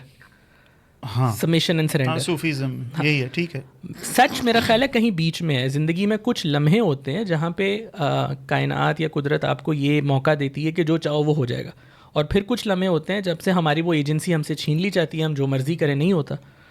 तो हमें ये देखना होता है हम किस फेज़ से गुजर रहे हैं। तो वो जो आपने बात की थी सेल्फ सजेशन वाली, वो एक सरफेस लेवल के ऊपर वो बात बिल्कुल एप्लीकेबल है, बट लॉन्ग टर्म ये जितने भी है ना इस तरह के सेल्फ हिप्नोसिस वाली टेक्निक्स, मैं ये समझता हूँ ये लॉन्ग टर्म सस्टेनेबल नहीं है, बिकॉज उसके लिए आपको एक ख़ास किस्म की बड़ी स्ट्रॉन्ग विल पावर चाहिए जो आपको हर वक्त एग्जर्ट करनी है। जो चीज़ अंदर से ऑर्गेनिकली नहीं ना आ रही, वो ज़्यादा देर तक नहीं रह सकती, उसमें बहुत ज़्यादा ज़ोर लगता है। और उसके लिए जब आप फॉर एग्ज़ाम्पल, होता है नहीं, अक्सर होता है कि आप कोई नई टेक्निक इस्तेमाल करते हैं, वो आपको वक्ती तौर पे फ़ायदा देती है। कुछ लोग जो बहुत ज़्यादा रिमार्केबल जिनकी विल पावर होती है, जैसे एथलीट्स हो गए, वो उस सेल्फ सजेशन से शायद बहुत लॉन्ग टर्म फ़ायदे उठा लें, लेकिन आम बंदा मुझे लगता है स्ट्रगल करता है कंसिस्टेंटली विल पावर के ज़रिए उस चीज़ को करना। तो मेरे काम में तो एक्चुअली प्रेमिस ही ये है कि जब इंसान किसके साथ हम रीडिंग कर रहे हैं ना, तो मैंने आईना बनना है उसके अनकॉन्शियस सेल्फ का। अनकॉन्शियस इस लिहाज से कि अनकॉन्शियस क्या पर्सपेक्टिव लेके आ रहा है इस सिचुएशन में। मतलब अगर वो बंदा गाइडेंस के लिए आया ना, तो रादर देन मी सेइंग कि मैं एक गाइडेंस दूंगा, मैं अपने आप को रिसेप्टिव बनाऊं उसके लाशऊर से कनेक्ट करने के लिए, और फिर उसका लाशऊर क्या कह रहा है। अब इसमें भी मैं ये बस आखिरी पॉइंट यहाँ पे ये ऐड कर दूं कि ये भी एक हाइपोथेसिस है। अच्छा। ये जितने भी अनसीन वर्ल्ड रिलेटेड चीज़ें होती हैं, ये सब स्पेक्यूलेटिव बातें होती हैं जो एम्पिरिकली हम मेजर नहीं कर सकते, लेकिन इनकी वैल्यू को हम डिटरमिन कर सकते हैं रिजल्ट्स के साथ। कि अगर एक मैप या एक स्पेक्यूलेटिव फ़लसफ़ा रिजल्ट्स अचीव कर रहा है, कुछ लोगों के लिए वो सबकॉन्शियस प्रोग्रामिंग वाला वर्क कर रहा होगा जी, लेकिन मैं ये ऑब्ज़र्व करता हूँ जो डीपर सेंस ऑफ मीनिंग है ना और पर्पस, उसके लिए इंसान हर वक्त कंट्रोल में रह के थोड़ा न्यूरोटिक सा हो जाता है। सही, वो पैनिक, मतलब उसको फिजिटी हो जाता है, वो सारे वेरिएबल्स को नहीं कंट्रोल कर पाता। और जो ये कंट्रोल फ्रीक इंसान होता है, ज़िंदगी में जब अनसर्टनिटी आती है वो बहुत ज़्यादा स्ट्रगल करता है। हाँ जी। तो खैर हम कहीं और ही चले गए। नहीं, मैं आपकी बात को समझ गया, और मुझे ये आपकी एक इंटेलेक्चुअल ऑनेस्टी मुझे बहुत अच्छी लगी कि आपने कहा it's not a proven science. ठीक है ना, स्पेकुलेशन ये सारा का सारा इट्स अ सूडो साइंस। और मेरा हमेशा जो इख्तलाफ है ना हमाद भाई, जितने भी मेरे सामने मौलाना हजरात आए या कोई भी इस तरह से आए, सूफीज़म मुझे आज तक डाइजेस्ट नहीं होता। ठीक है, उसकी मेजर रीज़न ये है कि इसमें कोई स्टैंडर्डाइजेशन नहीं है। व्हाट यू हैव फेल्ट और what Fahad has been gone through will not be the same as Hamad के। वो सब्जेक्टिव एक्सपीरियंस है, बिल्कुल आपका कुछ हो रहा है, मेरा कुछ हो रहा है। अच्छा, अब आपने कहा रिजल्ट सेम, वो रिजल्ट भी शायद सेम नहीं होते कई दफ़ा। ठीक है ना, एक चीज़ इधर से डाली उधर से वो सेम नहीं निकलती। ठीक है, मैं अपने साथ भी सेम एक्सपेरिमेंट बार बार करूँ तो सेम रिजल्ट नहीं आएगा। ये इस चीज़ का एक बहुत बड़ा मसला है। वैल्यूबल रिजल्ट, मैं ये नहीं कह रहा सेम रिजल्ट। हाँ, मैं कह रहा हूँ हम कोई भी स्पेक्यूलेटिव जो फिलॉसफी होती है उसका अगर रिजल्ट जो है वो आपके लिए फ़ायदेमंद साबित हो रहा है, मैं ये कह रहा हूँ। और वो बात आपकी ठीक है, सूफीज़म जो है वो क्लैश क्यों करता है ट्रेडिशन के साथ, क्योंकि उसकी बेसिस है डायरेक्ट एक्सपीरियंस और पर्सनलाइज्ड एक्सपीरियंस। पर्सनल एक्सपीरियंस हमेशा डॉगमा या किसी भी सिस्टम के साथ क्लैश ही करेगा, क्योंकि उसमें बहुत ज़्यादा वेरिएबल्स होते हैं। वो जो ट्रेडिशन के स्ट्रक्चर्स हैं उसके साथ फिट इन नहीं करता। तो एसेंशली तो हम खैर हम मुख्तलिफ चीज़ों को टैकल कर रहे हैं। चले आप लीड करें। नहीं, मैं पॉइंट पे हूँ, आप टेंशन न लें, मैं हिलने नहीं देता इधर उधर। मुझे बताएं, इतनी चीज़ें जो इंसान के एक्शन को ड्राइव कर रही हैं, ठीक है, उसका कॉन्शियस, उसका अनकॉन्शियस, उसका एक्सपीरियंस, उसके ट्रॉमेटिक सारे के सारे, शैतान एग्जिस्ट करता है, मानते हैं आप? रिलीजियस बिलीफ के तौर पे बात कर रहे हैं या नफ्सियाती ऑब्जर्वेबल फैक्ट की बात कर रहे हैं? एक तो ये बात भी मुझे बुरी लगती है, एक बंदा जब साइकिक रीडर है तो वो मुसलमान होना छोड़ देता है, और जब मुसलमान है तो कहेगा मैं मुसलमान की बात करूंगा, इस चीज़ की बात नहीं करूंगा. Why these two things can not को एग्जिस्ट. मैं जानना ये चाहता हूँ कि हमारे एक्शंस के अंदर कितना इन्फ्लुएंस है शैतान भाईजान का. अच्छा नहीं, मैं असल में बात ये है कि हाँ एक ही फिनोमेना को ना मुख्तलिफ टर्म्स के साथ इस्तेमाल किया जाता है ना. हाँ मतलब डिपेंड करता है हम किस फ्रेम से देख रहे हैं, किस फ्रेमवर्क से देख रहे हैं. हाँ. मतलब अगर हम एक रिलीजियस फ्रेमवर्क से देखें कि जी शैतान मेरे में वसवसा डाल रहा है, हाँ उसी को अगर हम एक नफ्सियाती पहलू से देखेंगे, हर साइंस के अपने एक मतलब हर पर्सपेक्टिव के अपने होते हैं ना. सही है. नफ्सियाती पहलू से देखेंगे, वो कहेंगे जी सप्रेस्ड इमोशन जो है वो न्यूरोसिस क्रिएट कर रहा है. मेरी जुबान में समझाएं न्यूरोसिस क्या होता है. हाँ मतलब यही है ना कि इनको आपने बहुत सारे जो एहसासात अपने दबाए में हैं. अच्छा. यूंगियन साइकोलॉजी में ये तस्वर है कि आप अपने अंदर जो कुछ भी दबाते हैं या जो भी अपनी ज़ात में रिकग्नाइज नहीं ना करना चाहते, जो भी चीज़ आप जिसकी ओनरशिप नहीं लेना चाहते लेकिन आप में एग्जिस्ट करती है, ठीक है, उसको हम कहते हैं शैडोज. ठीक है. उसमें आपकी पॉजिटिव क्वालिटीज़ भी हो सकती हैं, नेगेटिव क्वालिटीज़ भी हो सकती हैं. तो जब वो ख़ास किस्म का जब वो शैडो एक ख़ास पॉइंट तक इकट्ठा हो जाता है ना, तो हर नफ्सियाती जो ट्रूथ है या हर नफ्सियाती जो रियलिटी है वो अपने आप को विटनेस करवाना चाहती है, वो अपने आप को रियलाइज़ कराना चाहती है. जब मैं अपनी नेगेटिव क्वालिटीज़ या पॉजिटिव उनको रिकग्नाइज़ नहीं कर रहा, वो मेरे लाशऊर में इकट्ठी हो रही हैं, फिर एक ख़ास पॉइंट पे जब पहुंचेंगी ना, तो वो मेरी कॉन्शियस विल को हाईजैक कर लेंगी. सही है. वो ड्राइवर सीट पे आ जाएंगी और मुझसे ऐसे काम करवाएंगी कि मैं कहूँगा यार ये मैंने क्या किया, जो कि आप एक मजहबी लैंग्वेज में कहेंगे ये तो शैतान ने करवाया मेरे से. ठीक है. उसमें उस लैंग्वेज में आप ये कह देंगे कि मेरा जो दबा हुआ इमोशन था, क्योंकि मैं उसको विटनेस नहीं कर रहा, तो वो अब हाईजैक कर रहा है मेरी कॉन्शियस सेल्फ को. जो स्किज़ोफ्रेनिया है, हाँ ठीक है, स्किज़ोफ्रेनिया को जो चीज़ डिफ्रेंशिएट करती है वो यही करती है कि जो ईगो है, जैसे हम ईगो कहते हैं ना, सेल्फ आई, मैं इंचार्ज हूँ. स्किज़ोफ्रेनिक में जो उसका आई है वो इंचार्ज नहीं होता, मल्टीपल सेल्व्स होती हैं जो इंचार्ज होती हैं. आम बंदे में भी सर्टन मोमेंट्स में वो इंचार्ज नहीं होता. तो आपने ये कहा था कि आपका सवाल था कि शैतान का किस में क्या रोल है, मैं कि किस कदर उसका इम्पैक्ट है आपके इस सारी जो साइकोलॉजिकल कड़मास जो आपने सारा सुनाया है, इसके अंदर किसी पॉइंट पे इसको कोई शेयर दिया जाता है कि इन भाई का भी कोई रोल है, कोई नेगेटिव पावर. चले डेविल नहीं मैं कहता, कि there is something negative intervention of something which is impacting all this, कि हम हर चीज़ में इंसान का. मैं बताता हूँ मैं क्यों ये बात कर रहा हूँ. हु मेड द फर्स्ट सिन किसने किया, आप बताएं. एडम ने किया ना, बट एडम ने नहीं किया, यही तो बात है. हर बंदा ये कहता है एडम ने किया. पहला गुनाह शैतान साहब ने किया था, ठीक है ना. अब हम इर्रेस्पेक्टिव ऑफ दिस बातें ठीक है कि नहीं है, जो भी है, बाइबल और कुरान में दोनों में ये बात लिखी है. अब मैं कहता हूँ शैतान के ऊपर कौन सा शैतान था, उसको किसने वसवसा डाल दिया, ठीक है ना. ये बात है कि मैं कई दफ़ा सोचता हूँ शैतान को तो किसी शैतान ने नहीं वर्गलाया. तो ये हर जगह पे, यानी शैतान के दिमाग में भी कोई केमिकल लोचा था, ठीक है. जिन्हों की दुनिया में भी चल रही होंगी ये सब कॉन्शियस और कॉन्शियस माइंड वाली चीज़ें ना. अच्छा, मैं इस पे कुछ नहीं कह सकता, मैंने तो ये तुक्का मारे हैं क्या. अब मैं इस पे गौर व फिक्र करना होगा, मेरा इसका कोई ओपिनियन नहीं है. अच्छा, तो अब इसमें लेकिन बात सारी ये है, असल में बात आपकी बिल्कुल ठीक है. और बात अगर फेथ तो हमारा यही है जी, फेथ. लेकिन मैं एक बात ये कर रहा हूँ, असल में ना हमें ये देखना होता है कि हम जिस चीज़ का हमारा जो अकीदा होता है ना, बाज़ औक़ात हम उसको एक टूल के तौर पे इस्तेमाल करते हैं अपनी ज़िंदगी में एहसास ज़िम्मेदारी से भागने के लिए. तो मैं इसलिए देखें, शैतान ने जो अपना रोल प्ले करना है वो तो वो कर रहा है. मैं जहाँ तक अपने गौर व फ़िक्र और तदब्बुर के ज़रिए रियलाइज़ कर सकता हूँ, अगर मैं अपने गौर व फ़िक्र के ज़रिए देख पा रहा हूँ कि ये डोमेन्स हैं जहाँ मैं पोटेंशली सेल्फ़ रिफ़्लेक्शन और गौर व फ़िक्र के साथ बेहतरी पैदा कर सकता हूँ, तो मैं वो करूँ ना. तो अब ये जब मैंने कर लिया, इस डोमेन को मैंने पूरी तरह से स्ट्रेच कर लिया और एक्सरसाइज कर लिया, और फिर भी कोई ऐसा फिनोमेना हो जाता है जिसको मैं नहीं परसीव कर पाता या कंसीव कर पाता, तो बिल्कुल मैं कहूँगा कि वो शैतान का उसमें रोल है.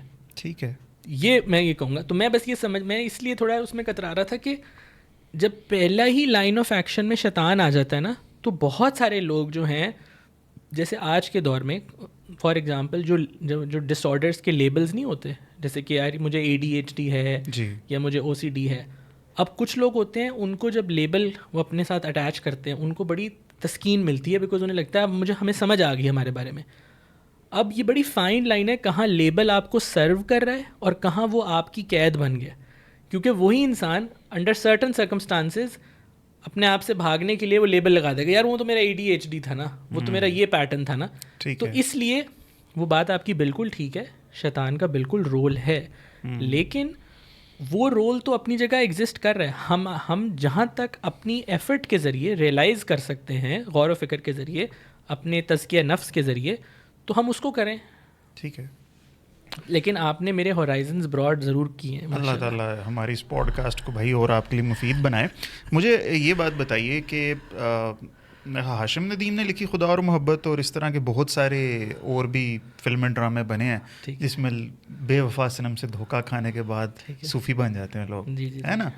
तो ट्रेजिडी और एडवर्सिटी कई दफ़ा लाइफ में बड़ी ज़रूरी होती है, इंसान सीधे रास्ते पे आ जाता है। बट मैं हमेशा कहता हूँ यार ये कुड़ी वाला रास्ता ही क्यों लोग लेते हैं कि अगर खुदा ताला की तरफ जाना ही है तो why this route is preferred. दूसरे लफ्ज़ों में कहूँ एक हलाल रास्ते को पहुँचने के लिए हराम तरीका अपनाया जाता है, ठीक है। और अगर आप बुरा ना मनाएं तो आपकी भी एक पॉडकास्ट में मैंने सुना it was actually a quest for love. 31 साल के कुआरे बैठे हैं अभी भाई ये तो बताएं कुछ इस पे, कुछ रोशनी डालें ज़रा बड़ी सी ट्यूबलाइट लेके। अच्छा हम अल्लाह मियाँ की सिफ़ात की जब हम बात करते हैं 99 सिफ़ात हैं जी। किसी भी सिफ्त को जो हम अल्लाह के साथ एट्रीब्यूट करते हैं उसको एक्सपीरियंस करने के लिए रेफरेंस पॉइंट हमें कहाँ से मिलता है? कहाँ से? इंसानी ताल्लुकात से मिलता है ना। ठीक है, हम अल्लाह ताला ने अपने एट्रीब्यूट हम में डाले हैं थोड़े थोड़े, ठीक है। नहीं मतलब मैं वैसे कह रहा हूँ कि उनकी रिफ्लेक्शन है। हाँ नहीं मैं कह रहा हूँ उस तसव्वुर को जब हम कहते हैं रहमान है, हाँ, रहमान को समझने के लिए हम अपने ताल्लुकात से समझते हैं ना। बिल्कुल ठीक है। तो वो एक अनसीन रियलिटी जो है उसको समझने के लिए उसकी हम उसका अहाता तो कर नहीं सकते, समझ तो सकते नहीं है, बट जो भी हम ताल्लुक अल्लाह मियाँ के साथ बनाते हैं, मतलब अगर आप ऑब्जर्व करें ना, जो आपके बचपन के माहौल में जिस तरह का आपका ताल्लुक आपके माँ बाप से होता है ना, वही ताल्लुक आप प्रोजेक्ट कर देते हैं अल्लाह मियाँ पे। ठीक है। जिस बच्चे को उसके अब्बू जो हैं फ़ौरन जो हैं गन नहीं ना लेके दे रहे थे, टॉय गन, ठीक है, बहुत दिनों बाद ले आते थे, फ़ौरन नहीं देते थे। अगर आप उनको ऑब्ज़र्व करें, केस स्टडीज़ करें, आप देखते हैं उसका अल्लाह के साथ भी ताल्लुक ऐसे बन जाता है कि अल्लाह मियाँ शायद फ़ौरन चीज़ नहीं देंगे।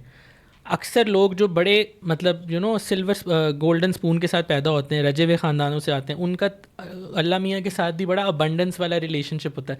अल्लाह मियाँ तो दे देंगे, अल्लाह मियाँ तो कर देंगे। जिन्होंने बहुत ज़्यादा लैक देखा होता है वो उसको वो आजमाइश को ग्लोरीफाई करते हैं कि नहीं अल्लाह मियाँ मुझे टेस्ट कर रहा है। तो अब अल्लाह मियाँ की सारी एट्रीब्यूट्स हैं वो अपने सर्कमस्टांसेस के ज़रिए किसी एक सिफ्त के साथ रिलेट करते हैं। तो बिल्कुल मैं समझता हूँ कि जब इंसान अल्लाह मियाँ तक पहुँचने के लिए इंसानों के साथ जो हमारे रिलेशनशिप्स होते हैं वो एक व्हीकल होते हैं। हाँ शायद कोई ऐसे लोग होते हों जिनको एक्सटर्नल रियलिटी बिल्कुल रिक्वायर्ड ना हो, उनके अंदर इतना ज़र्फ़ हो या इतनी मतलब फ़हम हो कि वो कहें कि नहीं हमने ख़ुद को पहचानना है और अल्लाह को पहचानना है, वो खुद ही डायरेक्ट चले जाएं, वो होते होंगे वली अल्लाह। बट मैं समझता हूँ मेरे केस में तो ऐसा नहीं हुआ। और वो जो क्वेस्ट फॉर लव की आप बात कर रहे हैं ना, अब इसको मैं थोड़ा सा एलैबोरेट करता हूँ। हम बाज़-औक़ात हमारे अंदर एक सर्च होती है, ठीक है, सर्च होती है होलनेस की, कंप्लीट होलनेस ना, अपने आप को मुकम्मल वननेस की, होलनेस की। अब हम उसका जब एक बच्चा जब बड़ा हो रहा है उसके अंदर वो अगर एक तलब पैदा हो रही है, उसको माशरा कौन सी कैटेगरीज़ दे रहा है। हम जब बड़े होते हैं यार स्पिरिचुअल रिलेशनशिप्स का फ्रेमवर्क या रेफरेंस पॉइंट हमें नहीं दिया जाता ना। हमारे लिए रोमांस ही एक कैटेगरी के तौर पे प्रेजेंट की जाती है कि वो पीक है, रिलेशनशिप्स की पीक है जी। तो हम उस कैटेगरी को अप्लाई करते हैं अपनी उस लॉन्गिंग को जस्टिफाई करने के लिए या उसको समझने के लिए।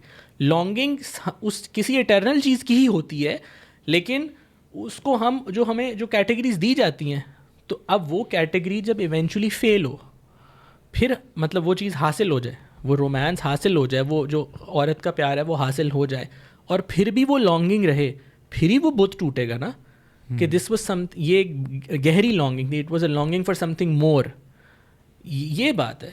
तो वो ये तो रेट्रोस्पेक्टिवली या हाइंडसाइट में मुझे रियलाइज़ हुआ ना कि वो जो लॉन्गिंग है, जिसको लव की लॉन्गिंग कह रहे हैं, वो सिर्फ एक रोमांटिक कनेक्शन की लॉन्गिंग नहीं है, वो एक कंप्लीटनेस की, एक वननेस की, to be one with something. एक एब्स्ट्रैक्ट सी बात कर रहा हूँ, बट वो ये कुछ चीज़ें बस एब्स्ट्रैक्ट आपका ही होती पॉइंट हैं। में आपका समझ गया कि औरत के साथ ही हम एक मोहब्बत होती है ना, तो हम उसी चीज़ को रिलेट कर पाते हैं अल्लाह ताला की मोहब्बत के साथ, क्योंकि दिस इज़ नहीं, द रेफरेंस पॉइंट। आप ये बस मैं नहीं, और वो नहीं, बहुत सारे लोगों के लिए उनका टीचर भी होता है, हाँ, उस्ताद भी टीचर हो भी सकता होता है वो, उस्ताद भी हो सकता है, बहुत बहुत चीज़ें अब तो मोहब्बत की बड़ी बड़ी फॉर्म्स आ गई हाँ। हुई हैं, तो वो तो हम उस चीज़ तो में नहीं हाँ, जाते। तो वो होता ठीक है, इंसानी ताल्लुक नहीं बनना है वो रेफरेंस पॉइंट। हाँ। वो पेरेंट के साथ भी हो बट सकता है। इसका मेरे set- केस में वो हाँ। अगर, हाँ मैं ये मान, मेरे केस में हो हाँ। सकता है, वो हर बंदे का मिजाज होता है। कुछ लोग थोड़े रोमांटिक तबीयत के होते हैं, तो वो चीज़ ज़्यादा एम्पलीफाई हो जाती है। हाँ। कुछ लोग होंगे वो कहेंगे नहीं बट हमें। इस चीज़ पे ना कंट्रोल ज़रूर रखना चाहिए। मैं अब आपको एक बात, तो मैंने ऐसे लोगों को जानता हूँ जो जो इस कदर अल्लाह की मोहब्बत में है कि उन्होंने अल्लाह ताला टेंजिबल बना लिए हैं। यकीन करें, वो कहते हैं जी हमारे पास आके बैठ जाता है, हम उसे जब भी डालते हैं, literally what ever you can think of, लोग खुद समझदार है, वो इस हद तक सोचते हैं, इस हद तक जाते हैं। अच्छा, वो वो ताला अल्लाह के लिए। मियाँ के बारे में ये बात कर रहे हैं, जी। या वो किसी रिश्ते को अल्लाह की नहीं नहीं नहीं, वो अपना उन्होंने बना लिया हुआ है कि अल्लाह ताला आता है, मिलता है, एंथ्रोपोमॉर्फिज्म, अच्छा, उस चीज़ में वो लोग आ जाते हैं, बुत बन के बाकायदा हाँ, उन्होंने बना लिया। तो बिल्कुल होता है ऐसे, ऐसे होता है, बिल्कुल होता हेलुसिनेशंस के लेवल तक लोग जो है ना वो होते हैं। बिल्कुल इवन सही। वो, मैं कभी उसको मुफ्ती साहब को, मुमताज़ मुफ्ती साहब को पढ़ते हैं, वो तो कई दफ़ा इस तरह की चीज़ें वो लिखते भी हैं अंदर। मैं ये समझ रहा हूँ हाँ। कि आपका जो मुकदमा है वो यही है कि ये जो सब्जेक्टिव एक्सपीरियंस है, हाँ इसके ऊपर चेक कौन रखेगा, हाँ जी कि वेयर इज़ द लाइन जहाँ पे ड्रॉ होगी। हाँ, मतलब जब हाँ। अगर आपको, असल में ये भी एक बात है कि हमारे पे गुमराही बढ़ती है इन चीज़ों अच्छा, से। उसकी बात बिल्कुल ये ठीक है, बात और है। उसकी वजह ये है, फिर जब रिलीजन में इसको पैकेज करते हैं ना, फिर ये बड़ी हर चीज़ ही फिर जायज़ हो जाती अच्छा, है। ये बात उसकी वजह ये है, कि जो अंदर से आवाज़ आती है ना, अंदर से जब भी कोई आवाज़ आए, ठीक। उसकी जो क्वालिटी होती है ना आवाज़ की, अक्सर वो बड़ी अथॉरिटेटिव और कन्विक्शन वाली होती है। मगर वो हर दफ़ा सच्ची नहीं तो होती। मैं यही कह रहा हाँ। हूँ, मैं आपको समझाना, मैं सब ये कहना हाँ। चाह रहा हूँ कि वो आप देख रहे हैं ना कि इसलिए ठीक है, उसको क्वेश्चन नहीं किया हाँ जी। जाता। बिल्कुल हर बार सच्ची नहीं होती, सही है। यही तो बात है। यही अगर हर बार वो सच्ची होती, फिर तो कोई मसला ही नहीं है। सही बात। फिर यहाँ पे शायद वो वाला आपका पॉइंट रेलेवेंट बनता है कि फिर ये, इसका मतलब जब आपने शैतान को अपने वर्ल्ड व्यू से निकाल दिया, जी, तो फिर ये होगा ना कि आपको जो भी अंदर से आवाज़ आ रही है, आप कहोगे बस ये हक है। सही बात। तो इसमें आपका बिल्कुल सही है बात, बिल्कुल I ऐसे agree ही है। with और you। मैं इसको अक्सर समझाता ऐसे हूँ कि एक कल्चर है ना, वहाँ पे गुनाह हो रहा है और उस गुनाह को गुनाह समझा ही नहीं जा रहा। ठीक है, तो कभी भी आपके अंदर से आवाज़ उसके अगेंस्ट कभी आएगी ही नहीं। अब इंडिया है ना, अब आज इंडिया में आज होमोसेक्सुअलिटी लीगल भी है, लिव इन रिलेशनशिप भी लीगल है। अभी भी लोग वहाँ पे अपोज करते हैं, मगर आज से 200-300 साल बाद चले जाएं, ठीक है, ये चीज़ कल्चर में इतनी इंटरवुमन हो जाएगी कि आप इसके ख़िलाफ़ आपके अंदर से कभी कोई आवाज़ निकलेगी ही नहीं। कि जो एक चीज़ 99.9% लोग कर रहे होंगे ना, तो इसलिए हम इन चीज़ों को herd परसीव नहीं कर mentality जिसे पाते। कहते हैं वो कि कहते हैं नेचर है, ये तो फितरत है। हर्ड में इंसान छुप जाता है ना, हर्ड जी। में हमें अपना रिस्पॉन्सिबिलिटी का प्रेशर ख़त्म हो जाता है। जी वो बात बिल्कुल आपकी ठीक है, मैं इससे एग्री करता हूँ। जी, बिल्कुल सही हो सही गया, ठीक है। और इसमें यही बात है कि इसीलिए बहुत सारे ऐसे, हम अगर अर्लीस्ट फिलोसफर्स को भी देखें जी। ना, अर्लीस्ट फिलोसफर्स की भी, अब जैसे पाइथागोरस है। हाँ जी, वो भी बहुत ज़्यादा। अब पाइथागोरस मैथमेटिशियन था। नहीं सर, वो सूफी था पूरा। पूरी तसव्वुफ में पाइथागोरस घुसा वही रहा कह है। रहा हूँ ना, हाँ। यूनान में हाँ। मैथमेटिक्स मिस्टिसिज्म का हिस्सा हाँ था। जी, बिल्कुल एग्जैक्ट, शुरू ही वहाँ से हुआ है। एग्जैक्टली। हाँ। अब वहाँ से, अब पाइथागोरस जो था वो, अब उसने थ्योरम दे दिया, हाँ जी। ठीक है। हाँ। लेकिन अगर आप उसके देखें, वो जो वो जो उसके कुछ कमांडमेंट्स है, जिसमें कि अच्छा। बीन्स नहीं खानी, अच्छा, ब्रेड नहीं खानी इस दिन, ईमान मतलब नहीं बड़ी खानी, अच्छा। अपसर्ड बातें हमें अच्छा। लगेंगी ना। यही बात है ना कि, हाँ। और मतलब जैसे अगर रोड पे कोई कुत्ता जा रहा था, तो उसने कहा यार इसको कुछ ना कहना, ये मेरा दोस्त है। वो ट्रांसमाइग्रेशन ऑफ सोल में बिलीव करता था कि रूह एक जिस्म से आप किसी और फॉर्म में जाएगी। सही तो है। इससे ये साबित होता है कि जस्ट बिकॉज एक जहन एक बड़ा कारनामा सरजद कर देता है, इसका मतलब ये नहीं है कि वो हर पहलू में ही कमाल पे होगा। वो बहुत बाज़ात ऐसी हरकतें करेगा जो कि दूसरों के लिए मतलब सबक के तौर पे सामने रहेंगी। सही है। हमाद भाई, what is the maximum capacity of mind? जब स्कारलेट जॉनसन को लूसी में जो कुछ करते देखते हैं, क्या ये मुमकिन है इस हद तक जाना कभी? मुझे मतलब मेरा ऐसा एक्सपीरियंस नहीं हुआ। जो चीज़ मैं ये समझता हूँ कि जो चीज़ आपके एक्सपीरियंस में ना हो, मुझे शर्म आती है कन्विक्शन से कोई ऐसी बात कहते हुए जो कि शायद अपने नॉवेल्टी, वो जो एक है ना नॉवेल्टी फैक्टर की वजह से अपीलिंग तो लगे, बट मुझे पता मैंने एक्सपीरियंस ही नहीं की हुई। टेलीकिनेसिस जो है, टेलीकिनेसिस है ना ये, कि जी आप अपने माइंड के जरिए ऑब्जेक्ट्स मूव कराएं। हमें ऐसी कुछ रिपोर्ट्स मिलती हैं। नहीं करते तो हाँ, पेंडुलम पकड़ के हिल भी जाते हैं, वो 2 नंबरी हो रही होती है। मैंने पता नहीं क्या हो रहा होता है लेकिन नहीं देखा ओपरा विनफ्रे के सामने, वो तो पता नहीं स्टीव हार्वी के सामने में टेलीकिनेसिस में तो है कि टेबल मूव हो ना सामने वाली, इस तरह की बात है कि इस तरह। तो ऐसे कुछ केस स्टडीज मिलती हैं, बट मतलब वो ये आइसोलेटेड बेयरली वो कह लें अवेलेबल इंसिडेंसेस। तो मुझे नहीं पता माइंड की क्या एबिलिटी है। मैं यही देख रहा हूँ ना, क्योंकि मैंने जैसे हम बात की थी ना, वो मेरा असल में जो इंटायर जो फिलॉसफी है या फोकस है वो है सेल्फ अवेयरनेस या सेल्फ रिफ्लेक्शन, और ये चीज़ें आपको उससे दूर करती हैं। ठीक है। ये आपने मैंने एक पॉडकास्ट में ये भी देखा था कि आपने कहा ना कि एक बंदा नाकाम होता है दुनियावी लेवल पे, तो उसको कॉम्पनसेट करने के लिए वो रूहानियत की तरफ चला जाता है। अक्सर औकात बाज़ आपकी कुछ इमोशनल सेल्फ है, उसकी भी लैक ऑफ मैच्योरिटी जो है, उसको कॉम्पनसेट करने के लिए आप किसी मतलब स्पिरिचुअलिटी की तरफ चले जाते हैं। और वहाँ पे जो एबिलिटीज़, यही बात है कि एबिलिटी होना, कोई साइकिक एबिलिटी हो गई, माइंड रीडिंग होगी, इसका मतलब ये नहीं है कि आप एक वाइज इंसान हो। इसका हिकमत से ताल्लुक़ नहीं है। मैं तो इसको रूहानियत कभी नहीं समझता। सही। आप एक हिकमत वाले इंसान हो सकते हैं, रूहानी इंसान हो सकते हैं, और आपके पास कोई एबिलिटी नहीं हो। ये इल्यूजन क्रिएट होता है कि हमारे पास क्योंकि एबिलिटी आ गई है, तो इसे हम ईगो इन्फ्लेशन कहते हैं या स्पिरिचुअल ईगो कहते हैं, कि वो एबिलिटी आपको फील ये करवा देती है कि आप एनलाइटेंड हो गए हो, क्योंकि इसका एनलाइटनमेंट से ताल्लुक नहीं है मेरी नज़र में। अच्छा, जो इंस्टाग्राम पे कितने हैं इस तरह के लोग जो माइंड रीडिंग करते हैं, आपका ATM पिन बता देते हैं। सुहानी शाह इंडिया के अंदर आपने देखी हो, पाकिस्तान में भी लड़का, पता नहीं राहिल नाम है, क्या नाम है, आई कुडंट रिकॉल, कराची का है, ठीक है, I couldn't recall the name, काफ़ी खूबसूरत आदमी है आपकी तरह का, ठीक है। वो बता देते हैं ये ड्रामेबाजी है या फिर कोई एग्जिस्ट करती चीज़। अच्छा, और ये नहीं कि कभी गलती हो, 100% हर दफ़ा ही ठीक है। वो मेंटलिज्म एक पूरी डोमेन है। अच्छा, इस मेंटलिज्म के ऊपर मेरा ख्याल है आपको एक्सपीरियंस ही करना चाहिए। मैंने नहीं एक्सपीरियंस किया हुआ, बट मेंटलिज्म जो है वो कहते हैं कि जो मैजिक है, जो इल्यूजन होता है, मैजिक की एक लेजिट है, ये चीज़ होती है, मतलब वो नूरा कुश्ती नहीं हो रही होती, मतलब वो, और उसमें मतलब वो पैटर्न रिकग्निशन ही है ना। हो सकता है उसमें कुछ चीज़ें हैं जो जब से वो बंदा आया उस कमरे में, कुछ चीज़ें मतलब जो है बॉडी लैंग्वेज के जरिए, बहुत सारी चीज़ें, तो मतलब मुझे हैरानी नहीं होगी कि अगर कोई ATM पिन रीड कर सकता, मुझे नहीं हैरानी होगी। मेरे ख्याल में ये कोई इतनी कोई बड़ी बात नहीं है।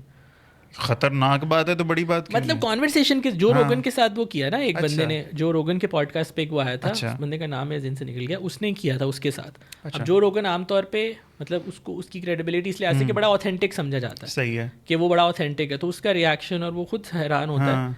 तो बिल्कुल इल्यूजन होगी, बट मैं असल में ना किसी चीज़ को जिसको आप अंडरस्टैंड नहीं करते उसको पास ऑन करना, ये नहीं करना चाहिए।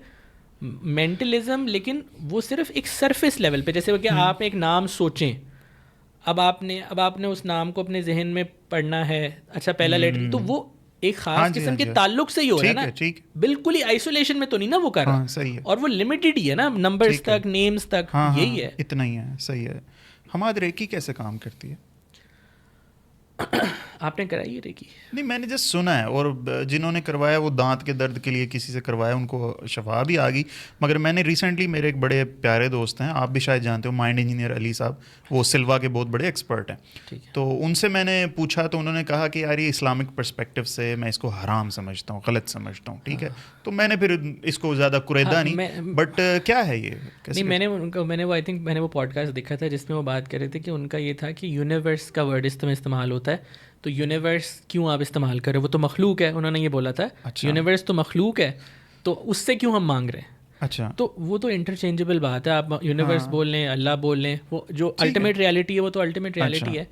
अच्छा, मैंने रेकी कराई हुई है और मैं आपको रेकमेंड भी कर दूंगा एक रेकी क्या कराई, क्या ठीक कराया बताओ। नहीं ठीक उस तरह। अच्छा देखें, एक तो है क्रॉनिक इलनेसेस। मैंने तो बेसिकली एक जिसे हम कहते हैं अलाइनमेंट सेशन होता है, उसमें फिजिकल एक्स एंड पेन्स जो है ना, फिजिकल पेन्स मतलब जैसे क्रॉनिक कोई एक है या बैक पेन है, अच्छा, तो वो एक सेशन में बिल्कुल वो मुझे तो फ़ायदा हुआ उससे। यानी ये हमारी अम्मा का गोडे का दर्द ठीक हो जाएगा इससे?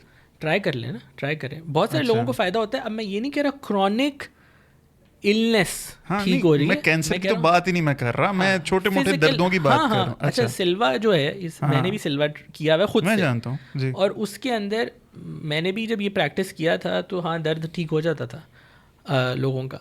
अच्छा, तो अब इसमें हो सकता है आपने एज अ हीलर काम किया रेकी प्रैक्टिस करके?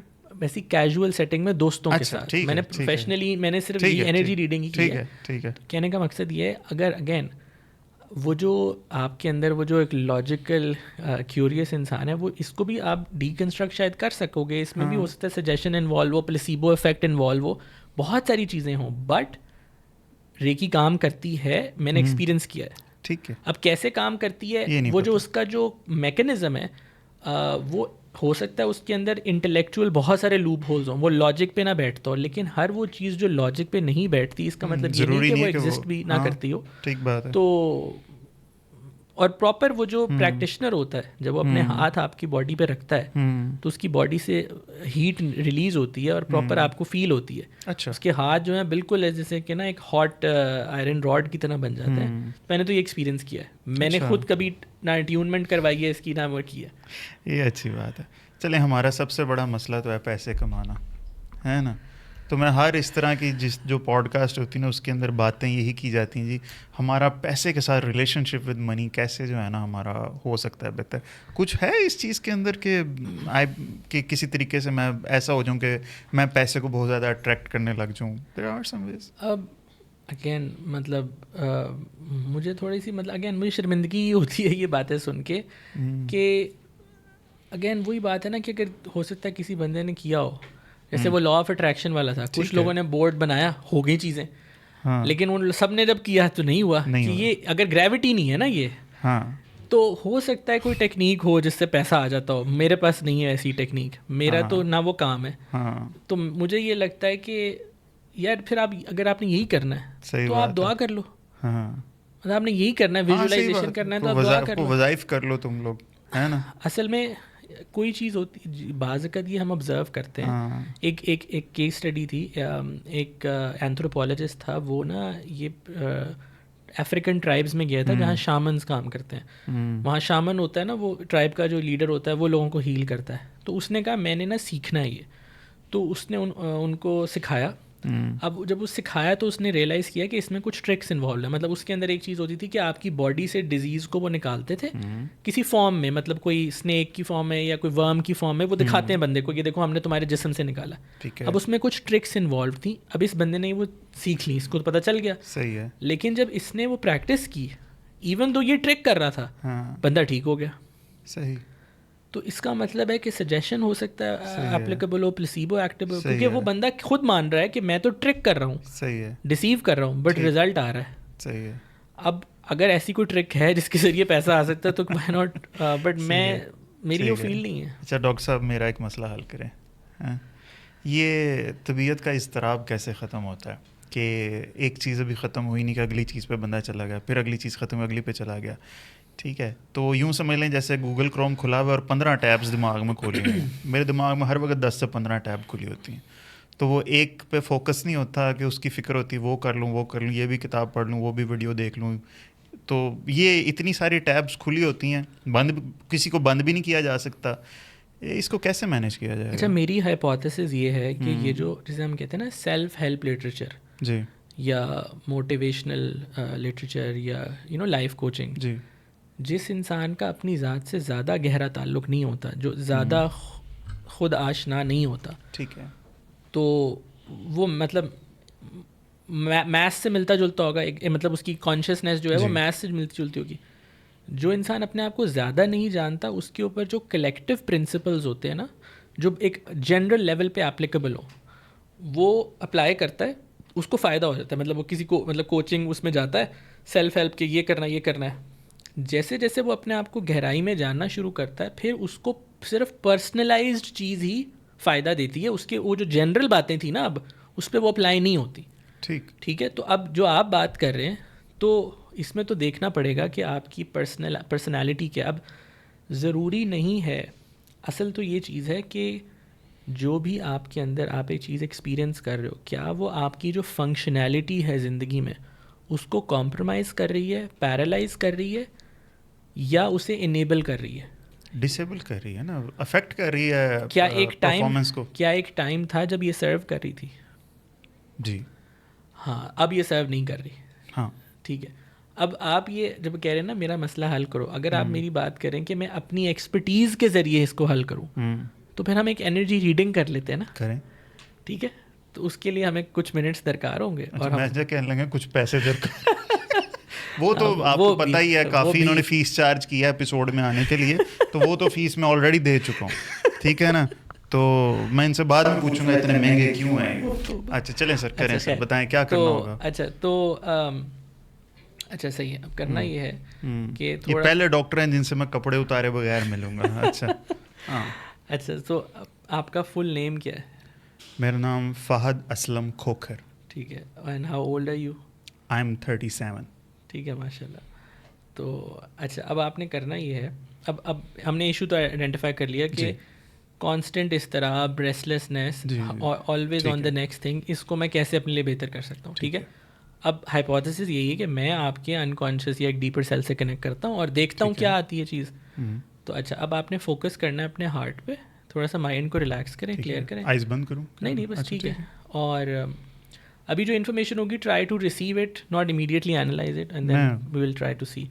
अच्छा, बस मुझे 2 से 3 मिनट दें, और बस दिल में एक नीयत ना, I allow Hamad to connect with you. वो जो होता है एक रेजिस्टेंस बंदा नहीं बिल्ड नहीं, ठीक है करता ठीक है, आएगा। है। अच्छा सही है।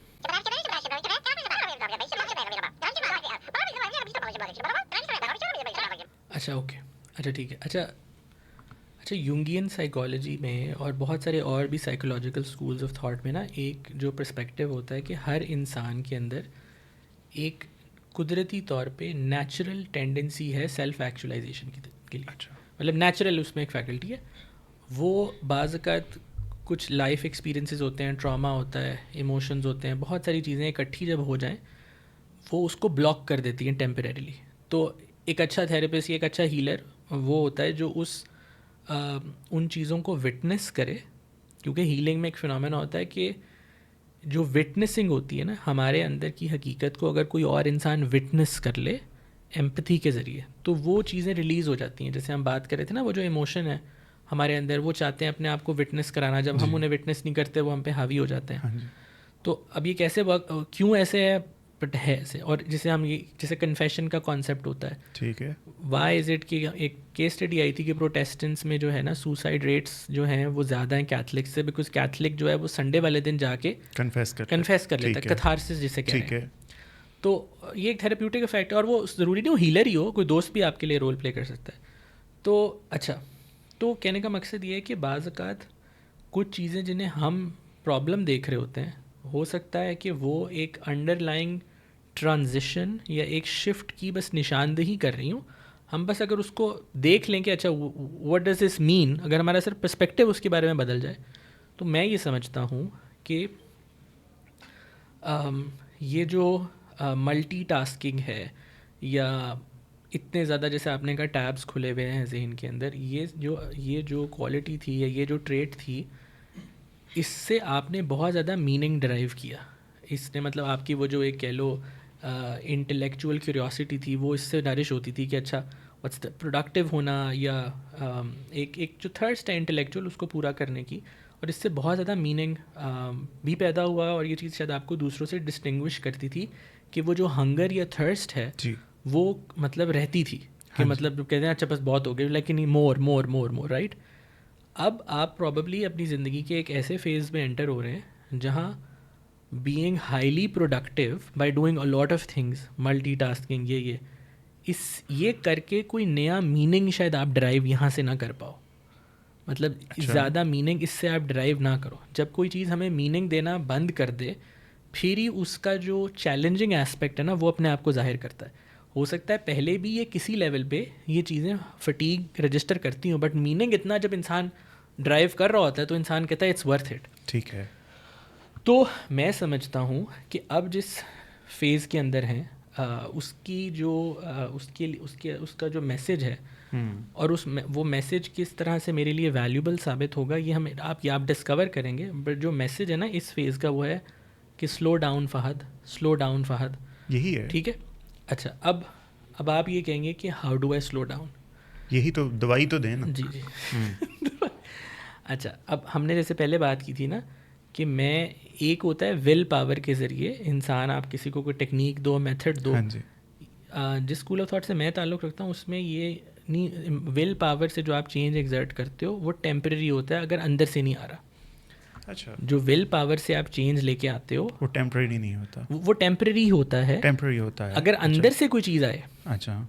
तो मैं आपको ये सजेस्ट करूँगा, और ये बात आपको बड़ी बेसिक लगेगी, लेकिन एक ख़ास किस्म की सेटिंग में जब हम किसी इंसान से उसके अंदर की दुनिया को मिरर कर रहे होते हैं, जब एक ख़ास किस्म की सेटिंग में एक किसी इंसान के अंदर की दुनिया को मिरर कर रहे होते हैं, ठीक है, और हम उसको इनवाइट करें कि एक तो उस बंदे में रेडीनेस भी है उस चीज़ को चेंज करने की। आप इस जैसे वो था ना लॉ ऑफ अट्रैक्शन वाला, आप एक इंटेंशन सेट करें। ठीक है, आप अपनी ज़िंदगी में एक इंटेंशन सेट करें, जिसको मैं पहले अंग्रेज़ी में बोलता हूँ फिर उसको हम उर्दू में मैं कर समझ लेंगे रहा हूँ कि नहीं ऑडियंस क्या आपने कहा ना ठीक है, कि I am open to learning ठीक है, and experiencing how I can slow down in my life. Okay, पहले तो ये पॉसिबिलिटी, हाँ, I am open to learning and experiencing how I can slow down. ठीक है, बस आप ये इंटेंशन रखें। ठीक है, हाँ, क्योंकि एक नई टैब खोल दिया आपने जिसमें ये सीखना मैंने, ठीक नहीं है, सीखना नहीं है, बस अच्छा। आपने ये इंटेंशन एक दफ़ा लिख ली ना, बस दैट्स इट। ठीक है, ये कोई ये नहीं है कि ये रोज लिखूं, ये फिजिकली जाके हाथ से लिखूं। अगर आप अच्छा। अपने आप को आप डू यू जर्नल, आप जर्नल करते हैं, कुछ लिखते हैं नोट्स वगैरह? बहुत ज़्यादा। ठीक है, तो बस फिर आप लिख लेना। बंदे का अपना, हर बंदे का अपना मिजाज होता है। कुछ लोग होते हैं वो मेंटल नोट बनाते हैं, ठीक है, आप लिख लें ठीक बस एक दफ़ा। वो नहीं है, वो जो नहीं है टोनी रॉबिन्स वाला नहीं कह रहा all I need is with in me now, और बार बार रिपीट करना है, वो नहीं कह रहा मैं। ठीक है, ये बस मैं कह रहा हूँ आपने एक दफ़ा लिख लिया। ठीक है, अब क्योंकि आप एक सेल्फ अवेयर इंसान है, रिसेप्टिव भी हैं, ठीक है, तो बस ये आपके मैं समझता हूँ आपके लिए बस यही रिक्वायर्ड था कि आपने बस ये इंटेंशन सेट करनी ठीक है। है, ये जो चेंज है ना, हाँ, ये ऑलरेडी इन प्रोसेस है। ठीक है, और बाज़ अकात जब एक ऑर्गेनिक या नेचुरल चेंज इंसान की ज़िंदगी में आ रहा होता है ना, उस चेंज से पहले क्या होता है कि वो इंसान कंप्लेन करना शुरू कर देता है कि यार ये चीज़ मेरे लिए वर्क नहीं कर रही। ये जो कंप्लेनिंग होती है, ये एक नेचुरल प्रोसेस को इंसान का जहन एंटिसिपेट करता है। सही। आपके केस में मुझे नहीं लगता, क्योंकि आप मतलब जनरली मुझे नहीं लगता आपके अंदर इतनी ज़्यादा रेजिस्टेंस है जब आप चीज़ को रिकग्नाइज कर लें कि यार ये चीज़ मुझे सर्व नहीं कर रही। तो आप अभी बस एक इंटेंशन ही सेट करें, मैं समझता हूँ ये काफ़ी है। एक तो ये पॉइंट है। अच्छा, अब एक दो बातें और हैं, उधर मैं देख लेता हूँ। जी।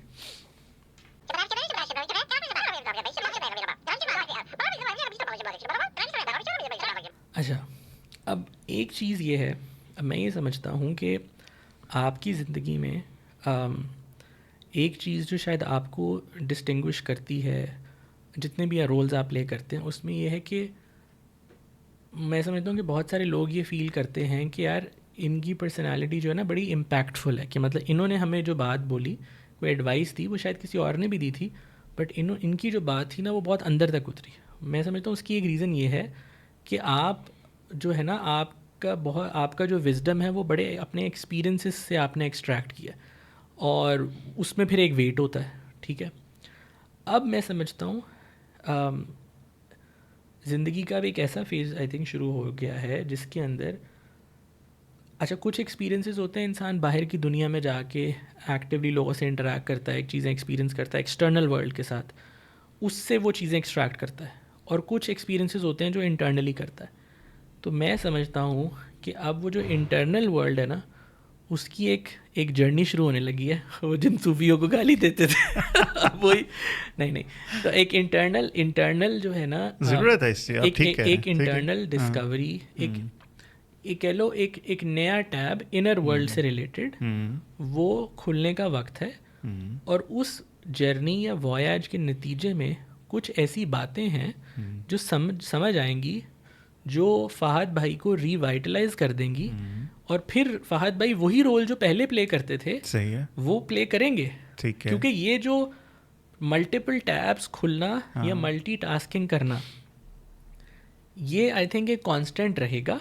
लेकिन नया ना, जैसे सॉफ्टवेयर अपग्रेड हम करते हैं ना कि फ़ोन में तो चलना है बट सॉफ्टवेयर जो है ना iOS 17, हाँ जी। तो अब अंदर की दुनिया का कुछ सफ़र है जो किसी फॉर्म में होना है। और अगेन उसके लिए मैं आपको ये कह ही नहीं रहा कि आपने कुछ करना है हाँ, वो आप कह रहे हैं होना ही है। हाँ, बस मैं कह रहा हूँ आपने बस शो अप करना है। ठीक है, You have to show up. that I am open to this। हाँ ठीक है। अब वो इनर वर्ल्ड के जरिए मुझे लगता है कुछ और नई चीज़ें, कुछ डिस्कवरी, कुछ इनसाइट्स होंगी, वो फिर रिवाइटलाइज करेंगी, और फिर सडनली जो चीज़ अभी फटीग पैदा कर रही है वो हाई देगी दोबारा। अच्छा, वो वापस हाँ, प्रोडक्टिविटी। और एक और भी है, अभी पिक्चर ही बाकी है। अच्छा, हाँ, एक बात और।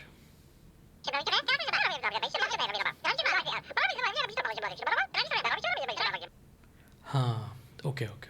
अल्लाह खैर। अच्छा, अब एक तो ये कि आई थिंक आपने जो भी आप रोल्स अपनी ज़िंदगी में प्ले करते हो, उनके नतीजे में ना आपने अपने आप को काफ़ी इंडिस्पेंसिबल बना लिया। मतलब कि जी you are needed in so many ways. और बाज़ का जिस इंसान की दूसरों को ज़रूरत होती है ना बहुत ज़्यादा और वैलिड रीजंस के लिए, तो वो अक्सर अपने लिए उसके पास वक्त कम निकलता है because everybody needs them. I think ये इनडायरेक्टली वो रिज़ल्ट अचीव करने के लिए एक चीज़ जो करनी होगी, थोड़ी सी अपने अंदर इस चीज़ के लिए भी नीयत पैदा करनी होगी कि मुझे वो हौसला दिया जाए कि कुछ चीज़ों से मैं अपने आप को स्टेप बैक करूँ, कुछ चीज़ों से, कुछ जिम्मेदारियाँ जो लॉजिस्टिकली प्रैक्टिकली गिव अप कर दूं या आउटसोर्स कर दूं। मतलब कुछ चीज़ें जो पॉसिबल हैं आपके लिए, स्टेप बैक करना, जिनको, क्योंकि वो नहीं मैं चाह रहा कि कोई चीज़ें आप करो नहीं, वो मैं छोड़ नहीं सकता। टाइम कंज्यूमिंग चीज़ें जो आप कह रहे हैं कि वो, हाँ, मतलब जो चीज़ें आपको लगता है कि आप अपनी जिम्मेदारियों से थोड़ा सा स्टेप बैक कर सकते हैं जहाँ पे। और मैं ये नहीं कह रहा कि जैसे होता है ना कि आप नहीं करना चाहते लेकिन करनी पड़ेगी, वो जो फियर डाल के, नहीं, मैं वैसे कह रहा हूँ जहाँ पॉसिबल हो आपके लिए, आप अगर स्टेप बैक करें, वो जो वैक्यूम क्रिएट होगा ना, उस वैक्यूम को कुछ नई चीज़ें ऐसी फिल करेंगी।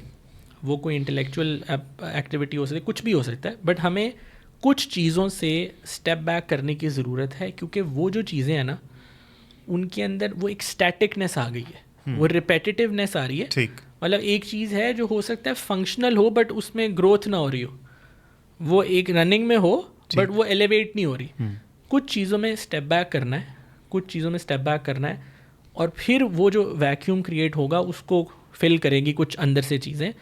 और क्योंकि इसमें ये है कि मतलब एक ही फिल्म जो है ना, मतलब वो नहीं होता कि एक फिल्म जिसमें, और बड़ी लॉजिकल रैशनलाइजेशन के जी इतनी ज़्यादा टास्क हैं, आई एम नीडेड, वो नहीं होता। एक इंसान होता है जो कंप्लेन करता है बाज़ात कि oh I am always exhausted, but वो लेट गो भी नहीं कर सकता बिकॉज वो अटैच्ड भी होता है उन चीज़ों से। माशाल्लाह से मैं समझता हूँ आप में इतना करेज भी है, ज़र्फ़ भी है कि अगर आपको फ़ील हो कि अच्छा maybe I can experiment with something, आप वो बैक आउट कर देंगे। आप की जो शनाख्त है या आइडेंटिटी है, उसको आप इतना ज़्यादा ड्राइव नहीं करते अपनी रोल से। सही, आपकी वो जो एक रिजिड पर्सनालिटी होती है ना, इंसान अपने रोल से, अपना जो ज़िंदगी में रोल प्ले कर रहा है वहाँ से अपनी सेल्फ वर्थ ड्राइव करे। मेरा नहीं ख्याल, थोड़ा लूज़ मतलब पर्सनालिटी स्ट्रक्चर लगता है कि चिल आदमी है, तो आप वो कर सकते हैं, तो वो आप करें तो इंशाल्लाह फ़ायदा होगा। ठीक होगा, पूरा हो गया। ये अभी 3 को बातें अभी के लिए, इतना ही डाइजेस्ट कर लेना बंदा काफ़ी है। डॉक्टर साहब को फाइनल मैसेज हो जाए हमारी ऑडियंस के लिए। हाँ, अगर कभी कोई एक्सप्लोर करना चाहे इस चीज़ को तो इंस्टाग्राम पे रब्ता कर सकते हैं, साइकिक एल्केमी मेरा इंस्टाग्राम हैंडल है। बाकी बड़ा मज़ा आया कॉन्वर्सेशन का, ज़बरदस्त। मैं इंशाल्लाह नीचे नंबर भी स्लाइड पे भी आ जाएगा, डिस्क्रिप्शन में भी इंशाल्लाह मैं दे दूँगा। मैंने भी बहुत इन्जॉय किया डिस्कशन को, मगर मैं ये नहीं कह सकता कि डिस्कशन के बाद मेरा आज का दिन बहुत अच्छा गुजरेगा क्योंकि रात हो गई है। अच्छा सर, बहुत शुक्रिया सर आपके। थैंक यू, खुदा हाफिज़। अच्छा, इफेक्ट वही है, बंद नहीं होना ला गरम चल रहा है। अच्छा चले, हाँ बोलो। अच्छा, तो काशी सोच रहे हैं मैं तो गमला बैठे और एक ही दो में गल्ला कर रहे हैं। उन्हें थोड़ी देर बाद दिमाग बंद करता अपना कि लगे रहने देना। अच्छा अच्छा ला भी चंगे टाइम ते आए टेम्पो ब्रेक करने हैं चल ला रखते कोई नहीं मैं दरमियान में पीता रहूँगा बिस्मिल्लाह ओके बॉस अब ना आना नहीं यार जब मर्जी आ कोई नहीं बात ओके